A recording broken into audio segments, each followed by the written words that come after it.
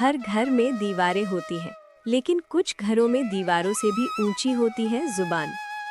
शिवपुर गांव में सर्द हवाएं, धूल भरी गलियां और छोटे छोटे आंगन थे, पर सबसे ज्यादा चर्चित घर था पांडे परिवार का घर। वहां हर सुबह की शुरुआत होती थी आदेश और तानों से। एक ऐसी सास जिसकी आवाज में हमेशा सख्ती थी, और एक नव विवाहिता बहू जिसकी चुप्पी में हिम्मत और सहनशीलता का समंदर था। घर की चौखट पर आते ही सुनाई देती थी आज्ञाएं, ताने और कभी-कभी अपमान। और आंगन में हल्की धूप के बीच छिपा हुआ था वो संघर्ष जो सास और बहू दोनों के जीवन को बदलने वाला था। ये कहानी है उस घर की जहाँ एक बोलने वाली सास और एक सब सह जाने वाली बहू अपने रिश्तों की कसौटी पर खड़ी हुई। शिवपुर गांव का ये घर शुरुआत में केवल तानों और चुप्पी का घर था, लेकिन धीरे धीरे ये बन जाएगा समझ, अपनापन और प्यार की मिसाल। आरती। यह है आरती, नवविवाहिता, शांत स्वभाव की, जो बोलकर जवाब नहीं देती, लेकिन चुप रहकर भी सब सह लेती है। उसकी खामोशी उसकी कमजोरी नहीं, उसकी ताकत है। कमला देवी, सास। यह है कमला देवी, घर की मुखिया। आवाज सख्त है, नजर तेज, तानों से घर चलाने वाली, लेकिन अपने अतीत का दर्द आज भी दिल में दबाई बैठी है। अमित, पति। यह है अमित, माँ और पत्नी के बीच फंसा एक पति। सच जानता है, दर्द समझता है, लेकिन बोलने की हिम्मत कई बार हार जाती है। शोभा, आरती की माँ। यह है शोभा, एक माँ जो बेटी का दर्द बिना कहे पढ़ लेती है, जो चाहती है बोलना, लेकिन बेटी की चुप्पी देखकर खुद भी चुप रह जाती है। गांव, पंचायत, समाज। और ये है समाज जो बिना जाने फैसले सुना देता है, जहां बहू हमेशा कसौटी पर होती है और सच्चाई सबसे आखिर में बोली जाती है।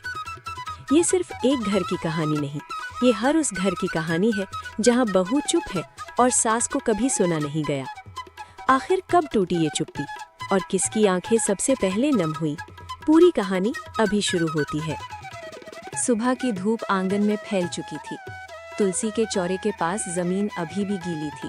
आरती ने थोड़ी देर पहले ही लोटे से पानी डाला था। हवा में अगरबत्ती और गोबर लिपी जमीन की मिली-जुली खुशबू तैर रही थी। आज का दिन उसके लिए साधारण नहीं था। रसोई में मिट्टी का चूल्हा जल रहा था। जलती लकड़ियों की चट-चट की आवाज उसके दिल की धड़कनों से होड़ कर रही थी। पीतल का भगोना चूल्हे पर रखा था, जिसमें दूध धीरे-धीरे गर्म हो रहा था। सफेद भाप उठ रही थी, मानो उसकी घबराहट को हवा में घोल रही हो। नवविवाहिता आरती चूल्हे के सामने खड़ी थी। उसकी लाल किनारी वाली साड़ी बिल्कुल सलीके से बंधी थी, लेकिन हाथ कांप रहे थे। माथे पर हल्की सी पसीने की बूंदें चमक रही थी। ये उसकी पहली रसोई थी, ससुराल में खुद को साबित करने की पहली परीक्षा। वो बार बार दूध की ओर देखती, फिर तवे पर सेकती रोटी की ओर। जरा सी भी चूक और वो नहीं जानती थी कि उसका अंजाम क्या होगा। रसोई के दरवाजे के पास खड़ी थी उसकी सास, कमला देवी। तेज नजर, सख्त चेहरा और होंठों पर हमेशा तनी हुई एक रेखा।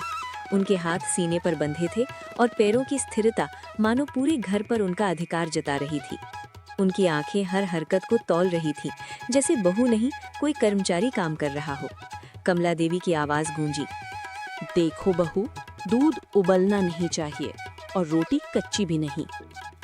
उनका लहजा चेतावनी भरा था, सलाह कम और आदेश ज्यादा।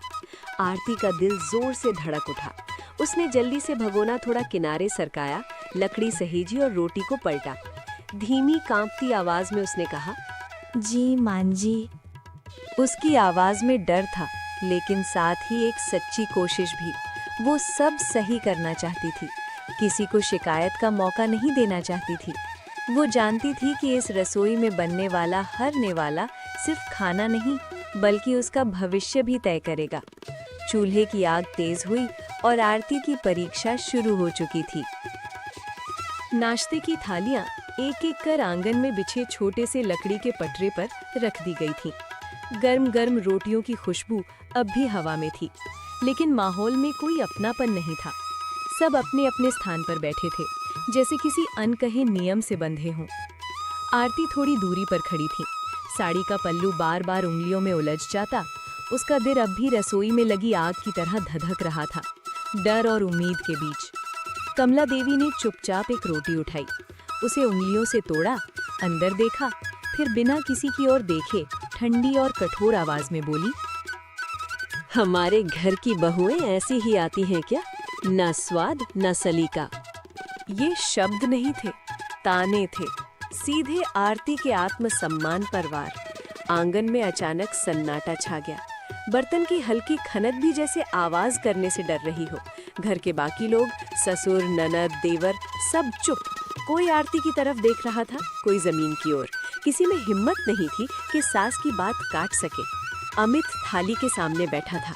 उसकी उंगलियां रोटी के टुकड़े पर रुक गई। वो कुछ कहना चाहता था, शायद इतना ही कि ठीक तो है माँ, लेकिन माँ के सामने उसके शब्द वहीं घुट गए। उसने सिर झुका लिया। खामोशी उसकी मजबूरी थी। आरती ने कुछ नहीं कहा, कोई सफाई नहीं, कोई बहाना नहीं। उसने बस अपनी आंखें नीचे कर ली। पलकों के पीछे आंसू तैराए, लेकिन गिरने नहीं दिए। उसे सिखाया गया था, ससुराल में आंसू कमजोरी माने जाते हैं। वो चुपचाप खड़ी रही, जैसे गलती उसी की हो, जैसे उसके सपनों, उसकी मेहनत, उसकी पहली रसोई सब बेकार हों। और वहीं उसी चुप्पी में तानों की शुरुआत हो चुकी थी।